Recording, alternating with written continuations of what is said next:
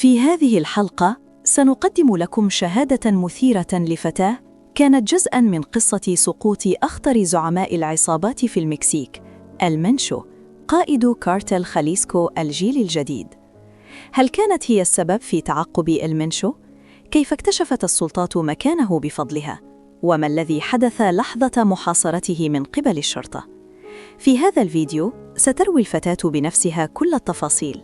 ستكشف لنا كيف تحولت حياتها من مجرد علاقة مع رجل أعمال غامض إلى كونها جزءاً من عملية ضخمة أدت إلى سقوط إمبراطورية المخدرات.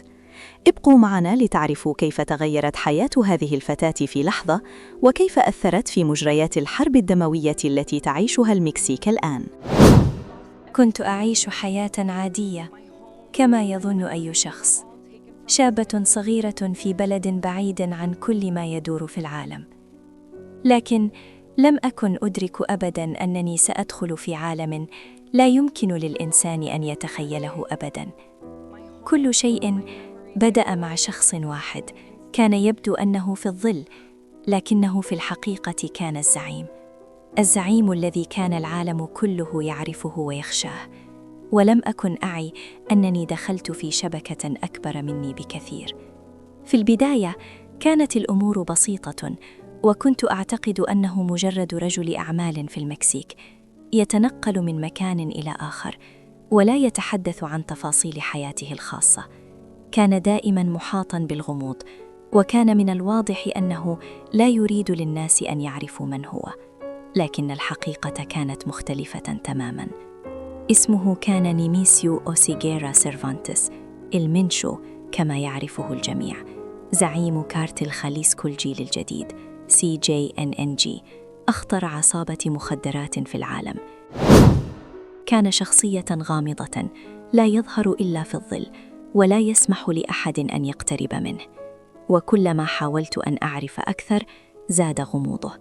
في البداية كنت أعتقد أنه مجرد رجل يريد العيش في صمت، لكني اكتشفت بسرعة أن كل شيء كان يخفيه وراء ستار من الأسرار.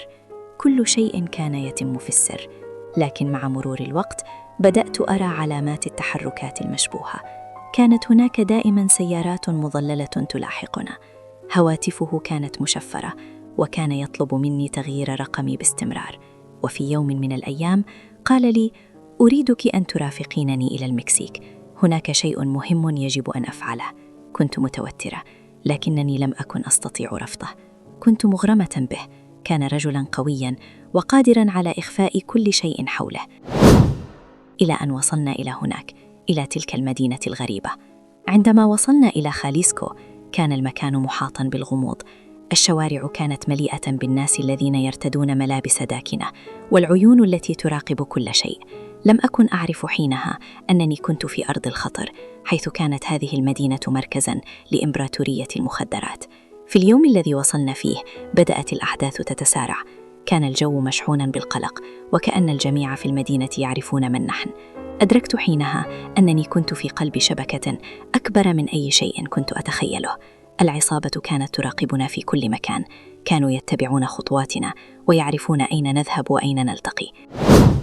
ثم جاء اليوم الذي بدأ فيه كل شيء. كان الوضع يشبه الهدوء الذي يسبق العاصفة. قال لي: كل شيء سيكون بخير، نحن هنا فقط للراحة. لكنني كنت أعرف أن هناك شيئاً غير طبيعي. في تلك اللحظة بدأ الصراع. سمعت أصوات الطلقات النارية والرجال الذين يركضون في الشوارع، وحالة من الفوضى العارمة. لقد كانت مداهمة من قوات الأمن. بدأت المعركة. لم أكن أفهم ما يحدث، لكن أصوات الرصاص كانت قريبة، والكل كان يركض في كل اتجاه. المنشو كان يحاول الهروب، ولكنه كان محاصراً. كانت قوات الأمن قد اكتشفت مكانه وتسللت له من كل الاتجاهات، وكان هذا نهاية المطاف له. سقط الزعيم. في اللحظة التي سقط فيها شعرت بشيء غريب. لم يكن مجرد زعيم عصابة سقط، كانت إمبراطورية كاملة تنهار في لحظة. القتلة الذين كانوا يعملون تحت أمره بدأوا يختفون في الظلال. لكن هل انتهى الأمر؟ بالطبع لا. الأحداث لم تتوقف هنا. في الشوارع المكسيكية كان هناك شعور بالفراغ، شعور أن القوة التي كانت تسيطر على المكسيك قد سقطت، لكن ما لم يعرفه الجميع هو أن سقوطه كان بداية مرحلة جديدة من الصراع. كانت هناك صراعات داخلية في العصابة حول من سيأخذ مكانه. المنافسة كانت شرسة. اليوم الشوارع المكسيكية لا تزال تحت تأثير هذه العصابة. بعد أن سقط الزعيم، استلم القيادة أحد الأشخاص المقربين منه، وتمكنت العصابة من إعادة تنظيم نفسها بسرعة. القتلة ما زالوا يعملون في الظل، يحاولون استعادة السيطرة على الأراضي التي فقدوها. العمليات لم تتوقف. في كل زاوية من شوارع المكسيك تجد أن هناك أحداً يراقبك. الترقب والخوف يعم الأماكن التي كان يتحكم فيها المينشو. الشرطة المكسيكية لا تزال تحاول القضاء على CJNG، لكن العصابة أصبحت أكثر تنظيماً. أصبحت لديهم خلايا نائمة في عدة مناطق، وأصبح من الصعب تعقبهم. القتلة في كل مكان، ولكن لا يعرفون من يتبعهم أو من يراقبهم. المكسيك الآن في حالة ترقب دائم. التوتر في الشوارع لا يزال مستمراً. الناس يعيشون في خوف من يوم لآخر. عصابة CJNG لم تتوقف، لكنهم الآن يعملون تحت الأرض، متخفيين، منتظرين اللحظة المناسبة للتحرك. الخوف يعم المكسيك. أما بالنسبة لي، أصبحت أعيش في خوف دائم. أنا الآن جزء من هذه القصة. مهما حاولت الهروب، لا أستطيع. أنا الضحية. أنا التي كنت الخيط الذي وصلهم إليه، وأنا الآن أعيش في ظل هذه العصابة التي لا تنتهي.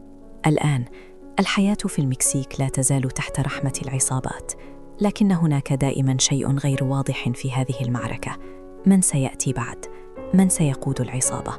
هل سيتوقف العنف يوما ما؟ هل ستتوقف هذه الحروب؟ للأسف هذا لا يبدو قريبا.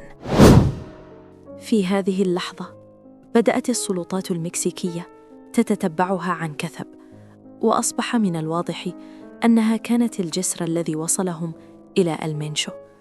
وبالرغم من أنها كانت مجرد امرأة عادية، إلا أنها كانت محورية في سقوط زعيم العصابة الأكثر رعباً في المكسيك.